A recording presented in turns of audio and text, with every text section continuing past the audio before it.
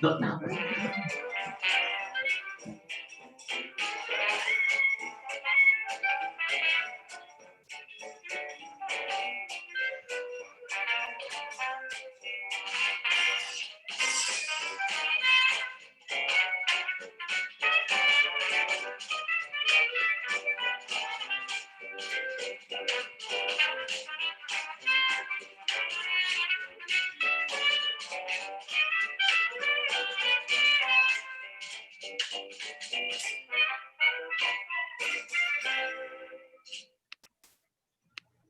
Hi, welcome everybody. We're so happy to have you here today with us. My name is Dana Schneider-Chanzit, and I'm the Director of Jewish Life and Culture at the Alpert Jewish Community Center. We are so thrilled to have two very, very special guests with us, all the way from Florida. We have Saul and Ruby from the movie Saul and Ruby Holocaust Survivor Band, which I think most of you, probably all of you, have seen. So we're going to do a more formal introduction of both of them in a little bit, but I want to turn it over to Zachary Benjamin from Jewish Long Beach, who's going to speak a little bit first. Then we'll get to our very special guests. So thank you all for coming. I hope you're really enjoying the festival, and I'm really looking forward to our program this afternoon. And I'm going to turn it over to Zach. Thanks so much, Dana. Good afternoon and Shavua Tov, everybody. As Dana so kindly mentioned, my name is Zach Benjamin. I'm CEO of Jewish Long Beach, and we're so pleased to sponsor today's Alpert JCC Long Beach Jewish Film Festival experience, continuing the tradition of community partnership and ruach that exists here in our Long Beach Jewish community. Before today's program begins, I just want to update everybody a little bit on Jewish Long Beach and the impact that we strive to make in our Jewish community every day. We're a proud member of the Jewish Federations of North America, and our mission is to ensure that Jewish life thrives and advances throughout the life cycle in Long Beach, West Orange County, Israel, and beyond, Lador Vador, from generation to generation. But how do we do this? We do it through strategic grant making, development of emerging leaders, advocacy, and stewardship of the Jewish community's financial resources. This year alone, in fact, we've made nearly $500,000 in impact grants to agencies, congregations, and both local and global Jewish organizations, fueling collaborative Jewish engagement and our relationship with Israel. When COVID-19 hit, we provided nearly $80,000 in emergency relief to Jewish agencies and congregations across the spectrum of observance, funding the purchase of food, medication, and basic supplies for hundreds of isolated seniors and struggling families, remote learning opportunities, remote learning technologies for our local Jewish educational institutions, including Hebrew Academy and the JCC's Early Childhood Education Center, counseling services through JFCS of Long Beach and West Orange County, and lunches for frontline healthcare professionals, as well as programming for Jewish college students through Long Beach Hillel, and so much more. We recently welcomed 18 new leaders to our Alpert New Leaders Forum, and when they graduate in the spring, they'll join over 100 alumni who now sit on congregation and Jewish organization boards across Southern California. We advocate for the Jewish welfare and are partnering with the California Jewish Public Affairs Committee, the California Legislative Jewish Caucus, Jewish Federations of North America, and other organizations to keep anti-Semitism and false narratives at bay and to educate and build relationships with the broader community. We're actively managing, growing, and leveraging the over $30 million in philanthropic assets with which the Jewish community has entrusted us. And of course, all of this depends on the investment of our incredible supporters. So if you're not already receiving our communications, I hope you'll visit us at jewishlongbeach.org and follow us on Facebook, Twitter, and Instagram to learn more.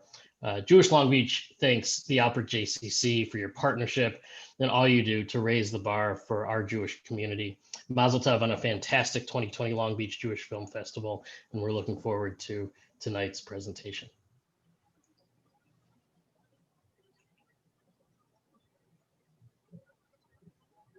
And I'm muted. Sorry, I was talking and I was muted. Thank you, Zach. We really appreciate you joining us this afternoon. I'm going to turn it over to Yael Marcus. She is our chair of the Long Beach Film Festival. So she is going to take a moment and introduce our very, very special guests. And I just also want to let you guys know that we have a chat feature in this webinar. So if you have questions, we're going to have you use the chat feature so that we know which questions you have and we can make sure that we get those answered. And I'm going to turn it over to Yael. Thank you, Yael. Thank you, Dana, and thank you, Zach, and thank you everyone who joined us tonight, and especially our special guests. So let me briefly introduce Saul and Ruby. So Saul Dreyer grew up in Krakow, Poland. He was a prisoner in the Plaszow concentration camp, worked at Oskar Schindler's factory, and was later moved to the Mauthausen-Kusen concentration camp, where he was liberated by the American Army. In the US, Saul worked in construction in New Jersey and played the drums on the side before retiring to Florida, where he had the idea to form a band of Holocaust survivors. Reuven Ruby Sosnowicz was born in Warsaw, Poland. He escaped the Warsaw Ghetto with his family, but was separated from them at the Polish-Russian border and was saved by a Polish farmer. After hiding and eluding the Nazis during the war, he was reunited with his family, who spent the war in a Siberian labor camp. After coming to the US, Ruby worked as a hairdresser and musician in Brooklyn before retiring to Florida, where he joined the Holocaust Survivors Band. So thank you, all of you, for joining again, and I'll move it along to Al Rudis. Thank you, Al. Hi, Saul and Ruby. So while I'm waiting, I want to tell everyone who's watching now, go to the bottom of your screen and look for the chat feature and send us your questions for Saul and Ruby. So to get us started, I've got a couple of my own. So first of all, Saul, this is for you. Tell us about how you began playing music and what kinds of music you enjoyed playing the most. Well, very simple. In concentration camp, I was together with a cantor by name David Verdiger. And every night after we came from work, they were singing. And I was listening, I was not singing. But I had two spoons, and as they were singing, that's what I was doing.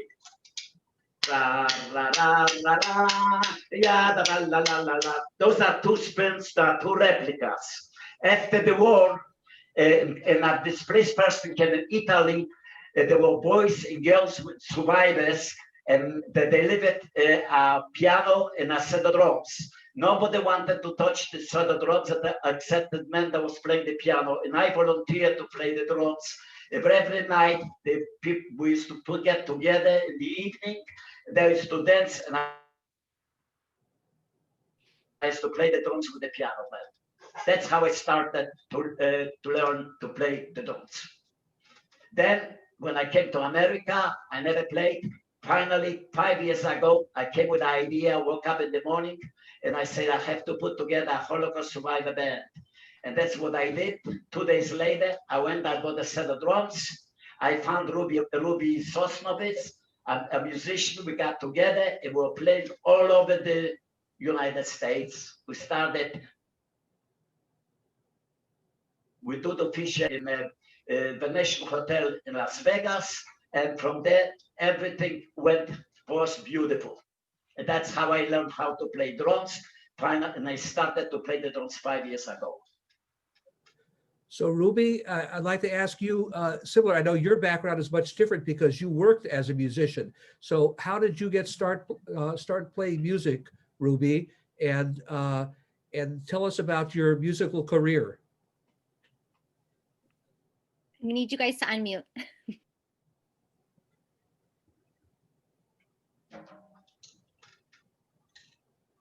We still can't hear you. Ruby. Hello. There we go. I am muted. Hi. Hi. I started to play music after the war in the B camp. And I took lessons from German musicians, and that's the way I went up to performing music. And my favorite music is Jewish music. Okay. So I'm looking for some questions here from our audience. Here's another question that I have. In the movie, we saw the band was fighting a lot, you know, just like the Beatles were fighting with each other. What? So the Beatles split up. Did Saul and Ruby split up, the Survivor band, or is a band still together? Are you split up? Yes. Yes. I don't understand. I couldn't hear the question, please. Okay. Did the band split up? Is the Yes. band still Yes, together, yes. or are you? Too much noise. I hear nobody. Okay. Is the band still together, or are you split up? We split up. You split up. So then I would ask you, what are you doing first? What are you doing on your own right now? I'm doing what I was doing before. I'm playing, I'm trying, and also I became very much involved in the anti-Semitism against it. So, and also I put together recently, I lit a second band by name Door to Door, only children, they were young children, high school boys, the grandparents and great-grandparents were Holocaust survivors. We got another orchestra. I'm the founder, and I play with them. But just before the virus, I play with them for 5,500 children in Las Vegas. I'm sorry, in West Texas, and the children came from all over the world. Okay. So why don't we right now take a little break, and I'm going to ask Ruby to start off and play some music for us. Yes. You want to do that now? Is that good, or maybe before we do that, let me ask Ruby, what are you doing now musically? What? What are you doing now musically? I've always played music.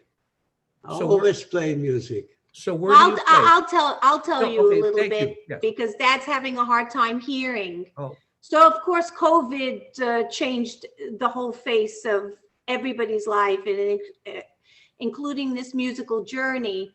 But when the band did split up, my father, of course, continued to be a musician and work all types of occasions.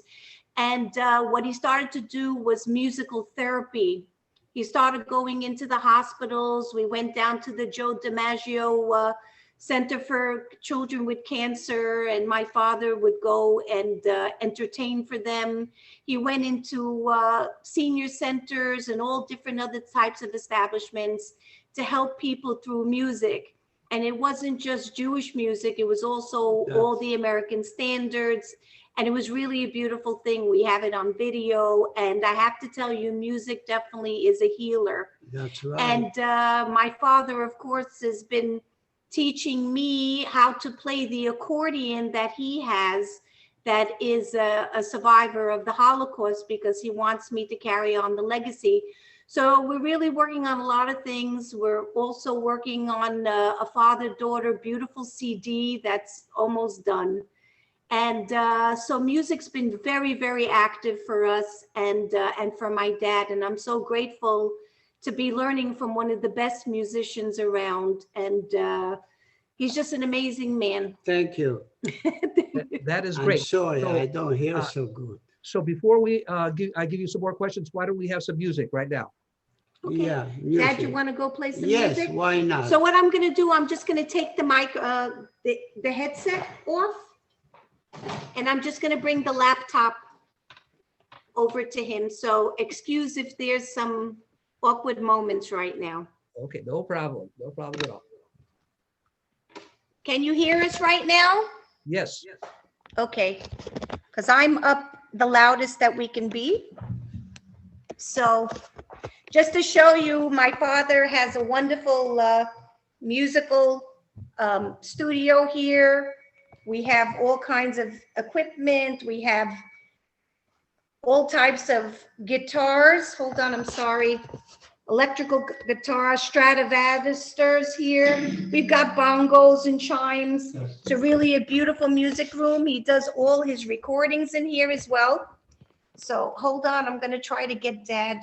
And of course, for anybody who wants to, hold on, to get in touch with us, I don't know, let me know if anybody could see our phone number here. And also website and email. You can get in touch with us. Wait, hold on. Let me get my dad. Hold on, Dad. Oh, here we go. Can everybody see him okay? Yes. Wait, hold on. All righty. Okay, Dad.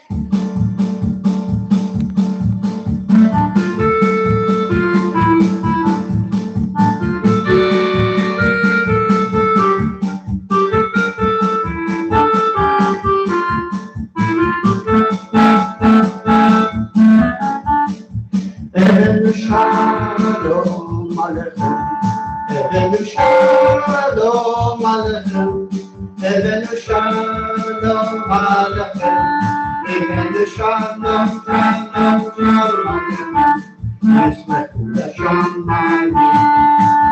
Yislechu Hashamayim, Yislechu Hashamayim, Yislechu Hashamayim.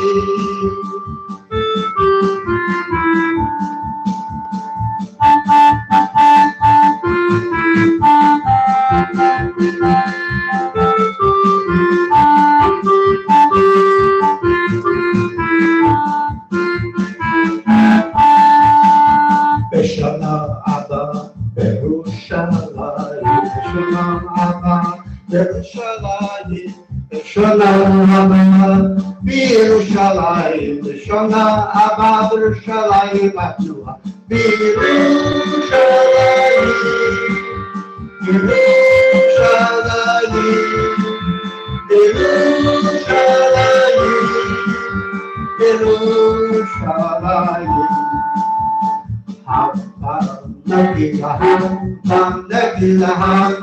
Nagila v'nishlecha, Hava Nagila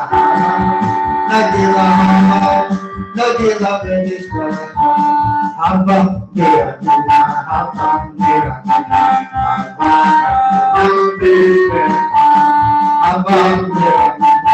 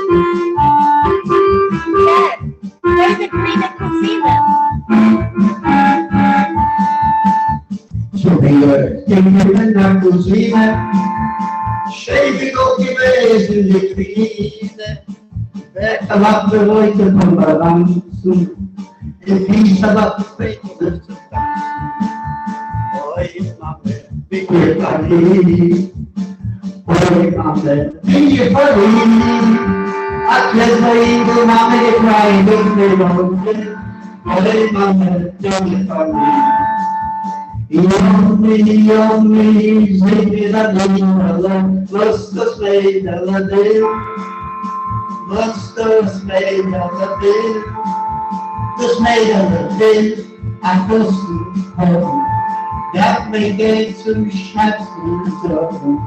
Ja, du weißt schon, was wir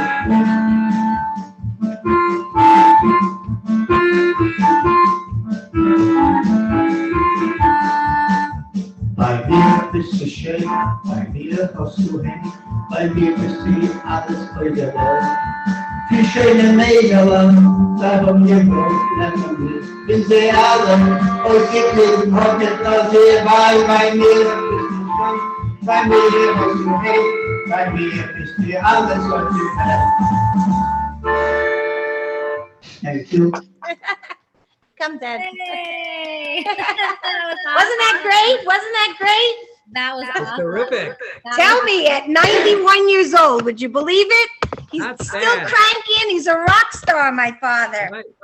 And it's so great that he's singing in Yiddish, because Yiddish is coming back now. You know, they have Fiddler on the Roof in Yiddish, it was on Broadway. Yeah. And Yiddish is a wonderful, it's great to hear it. It's great to hear it. You know what, Al? He sings in 5, 6 different languages. And it's amazing. I play Russian music, American music. Arabic I music. also performed in Ed Sullivan He was on the Ed Sullivan Yeah. show. and showed with all the in Hello Dolly. He did. As a matter of fact, when he first came to America, he followed the Yiddish Borscht Belt. I was in And, the Second Avenue Jewish Theater. I performed. The Catskills. I in mean, Catskills, amazing what he all did. around. Besides traveling all over Europe and United States, he's I really. played accordion. My father's a savant, you know, he really is. So thank you so much for having him Those here. were the days. Okay, And so I wait, have, just to let everybody know, I mean, look at this in their 90s, what's going on. So it goes to show that, you know, life isn't over until it's over, and you never know what will come your way. No. God give me just now back the life what I lost. And the Holocaust. In the Holocaust. And that's because I'm still going on. that's wonderful for all of us. Okay, I have a question here from someone from Nancy Schneider.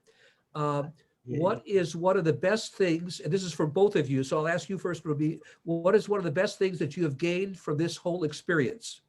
What is one of the best things that you gained from this whole experience? The whole experience of what, the movie or The just movie life? of getting together, going to What Poland, did you gain playing from for all these audiences, the whole experience.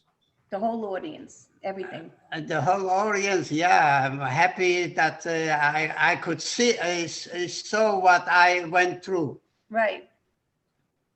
Okay, Oops, Saul, how would you Yes. answer that question? Well, I'm gonna answer the question you asked. I'm 95 years old. I'm the oldest Holocaust surviving musician still alive, and I'm playing music every day. I'm invited many places. As a matter of fact, we were invited to the Temple of New Emmanuel in New York for the 27th of January. They're gonna show the film, and we're gonna play the same what we're doing tonight. I have got no secretaries. I have got no speakers. I speak for myself. Ladies and gentlemen, I am fighting the anti-Semitism. I'm playing with children. I got 2 orchestras. They're both are active. We're playing all over the world. I played in Brazil. I played in Jerusalem. I mean in Israel. I play all over the world, and I'm traveling.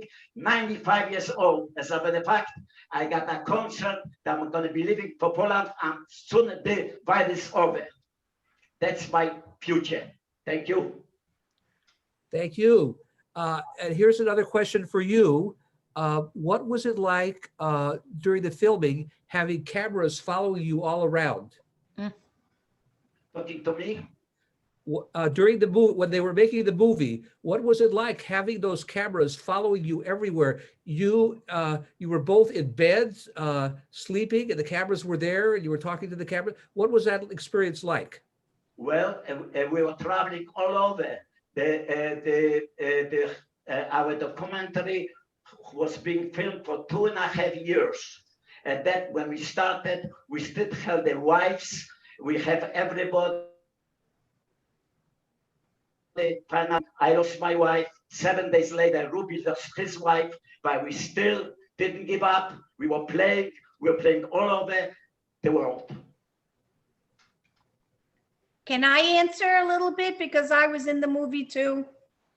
I have to say it was a huge, oh, let me, am I unmuted? No, I just Yes. want to make sure, can we just make sure that that Saul was done with his response first, and then we can turn it over to you?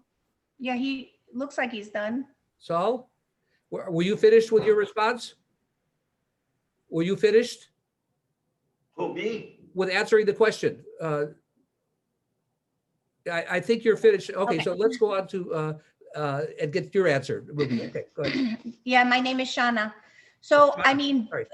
listen, I was here to, for me initially, it was a huge infringement of your personal life. It was very unnatural initially to have people come in and mic you up and follow you in everything you do, from going to bed, washing your face, brushing your teeth, to, you know, very personal things. And it was a very big transition. We didn't know how to act initially. We weren't ourselves. And because everything that we were saying and we were doing was being recorded, everything. So it was very unusual.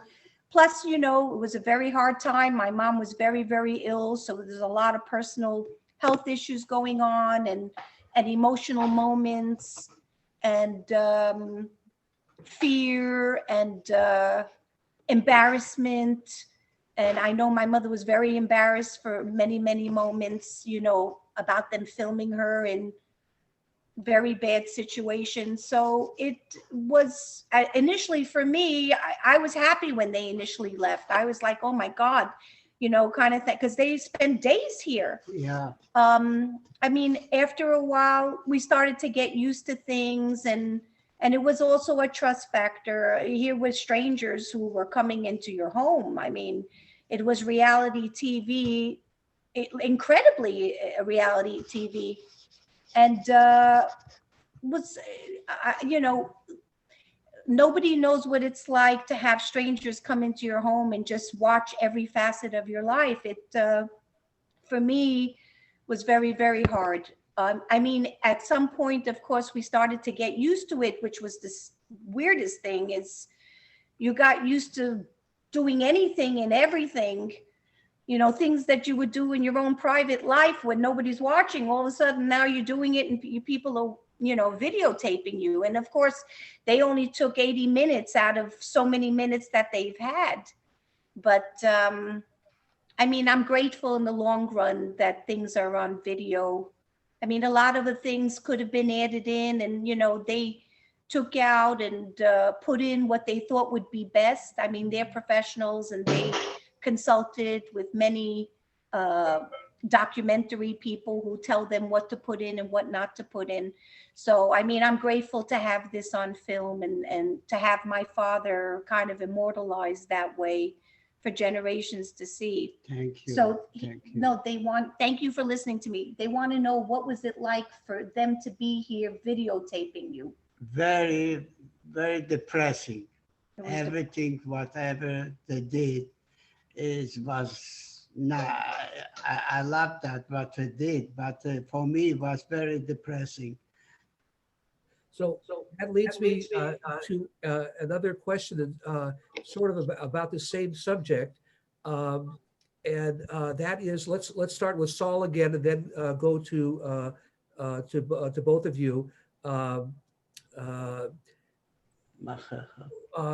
You know, what were there any parts of the film? You know, you saw, as you said, you were there was so much more filmed than was in the movie. Are there any things that were that you know that were filmed that were left out of the movie that you would have liked to see included in the movie? So, I couldn't understand the Okay, question. let me repeat it slowly. Are there any parts when they were filming you for the movie? Did they leave anything out of the movie that you wish they had kept in the movie? A lot. Well, I thought that I didn't pay too much attention, but of course, you have to understand to make a movie of 80 minutes, it took him to film 2.5 years. Of course, he let out a lot of things out, but I feel that the movie came out beautiful. There was a little sorrow, there was a little laughter, there was a little a little truth. I mean, 100% the truth, and more than the truth. And we did the best we can. I think this movie is what the documentary won the first place in many places for a reason, because we did it like two families live together. You have to understand that I'm a father of 4 children. I'm a grandfather of 10 grandchildren, and I've got 3 great-grandchildren as of today. I've got a son living in Israel for good. He moved from America, and he had a baby boy last year. Is another, I got a Sabra, and I'm very happy what I do. I'm very happy with my family, and I'm very happy with the documentary. I think it was a masterpiece. I have also 2 children born on my birthday. Will you believe that? What a family. Wow, that is Yes. great. I would like to say that I would have loved if they would have added, my mom we had the unveiling from my mom.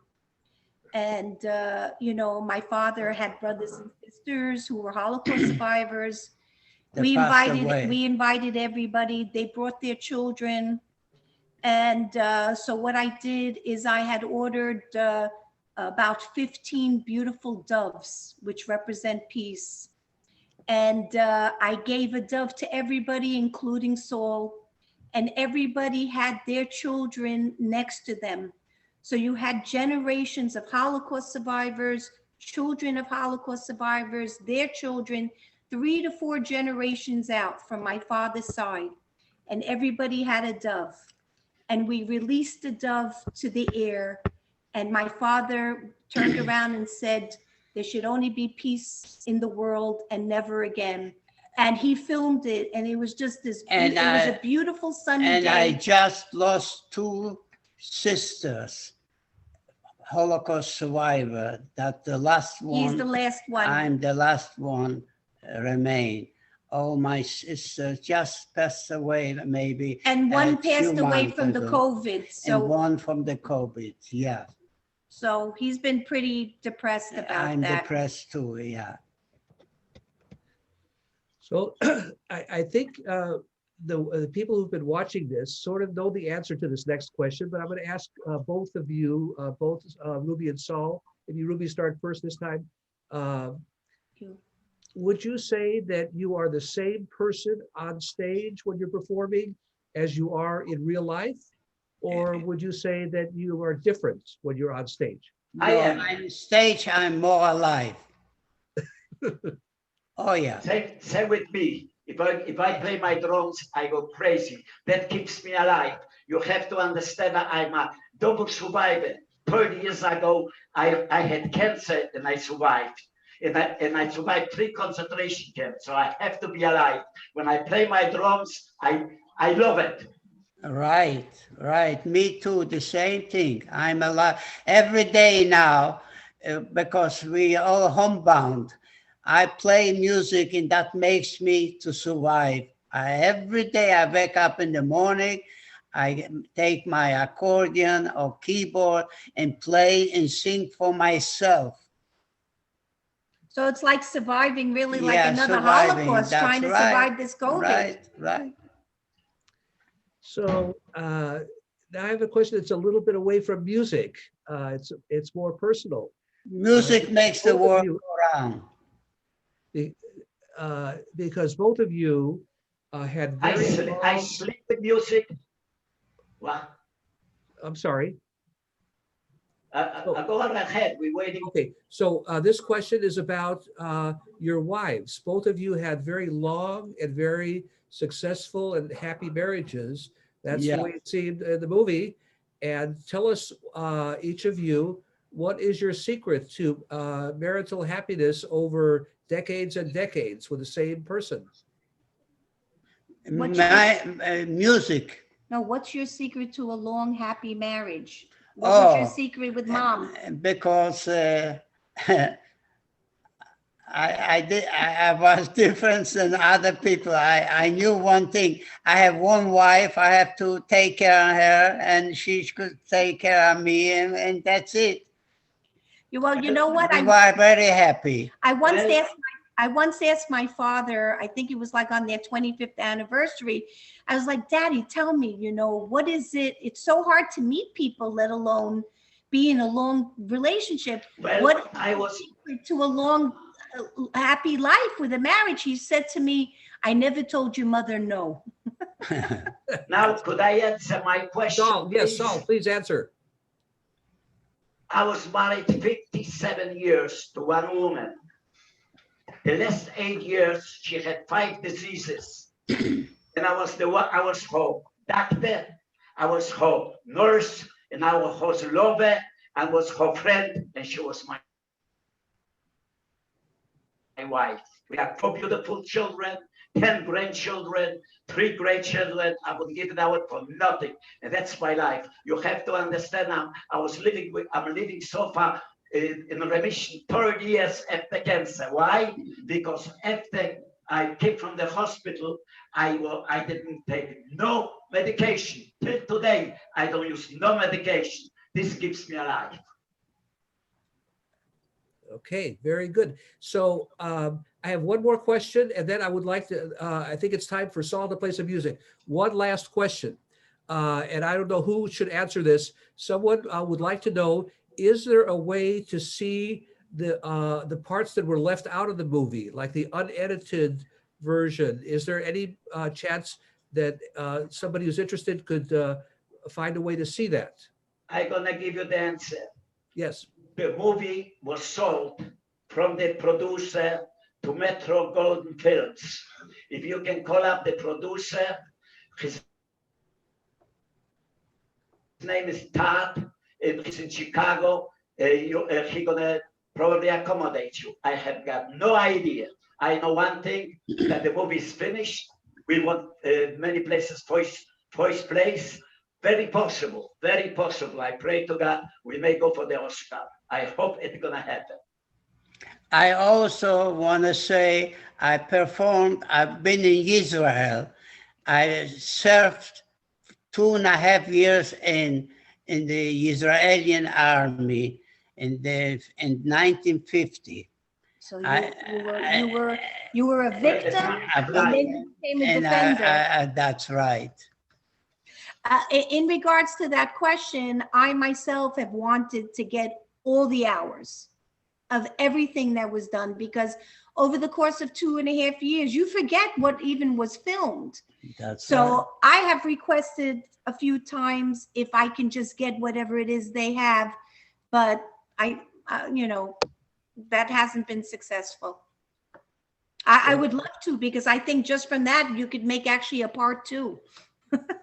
We could make an additional, and that's probably going to be one of my things that I'll do for the future. I'm really trying desperately to get that, and then I'll edit and do my own thing, and then create, a part 2 to this wonderful Holocaust survivor band documentary. There's a lot more facets to these men than what you see. There's a lot more. A lot. This has been great. So let's go now to Saul, and let's hear a performance from him. Okay. Well, I'm ready. Okay. Go ahead. 1 second. We have to set everything up. Go ahead.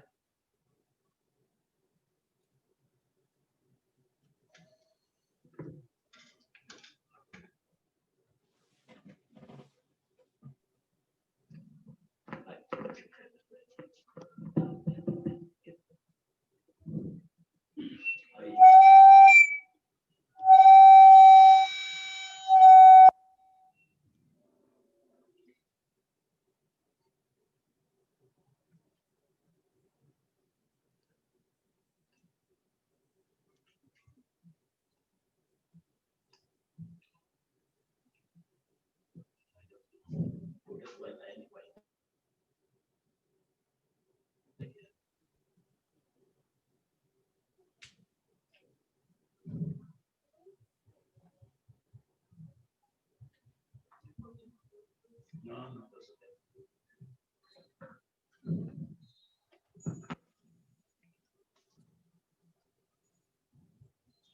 Jerusalem. This have to play this.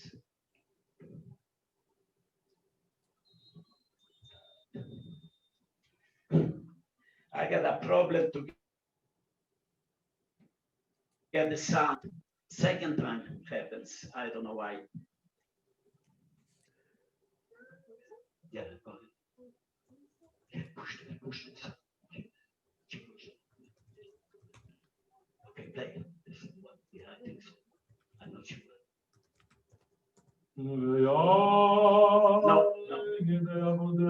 No, next one. I don't see it. Jerusalem. Yeah, maybe this one. Yeah, that's it.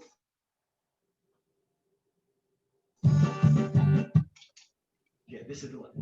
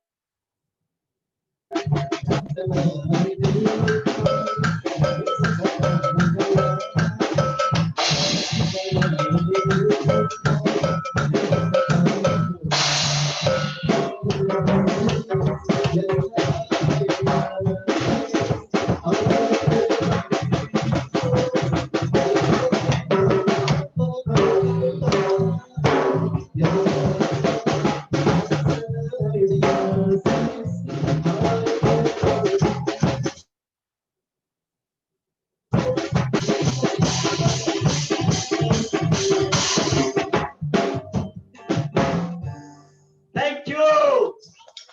Yay! Thank you. All right. Well, I want to thank you all for joining us. And very, very special thanks to Saul and Ruby and Shauna for joining us all the way from Florida. and sharing with us your story and your beautiful music. And thank you, Al, and thank you, Yael, and thank you, Zach, and everyone that joined us. We really appreciate it. I hope that you're enjoying our festival. Bye-bye. Bye-bye. And we'll Bye-bye. see you again very soon. Bye. Have a great night. Thank you very much. God bless. Bye. And only peace Bye. for the world for Peace for everybody. the world. Thanks, Jonna. Hi, listen, thank you very Bye, much. bye, for- bye, bye, bye, bye, Thank bye, you bye, so much bye. for having us here. And we're so grateful to you and your audience And peace and for your the world. festival, and for taking the time to bring this together, especially on Zoom, and helping us with our technical issues. We're so grateful for all of you. And we certainly hope to see you in the future.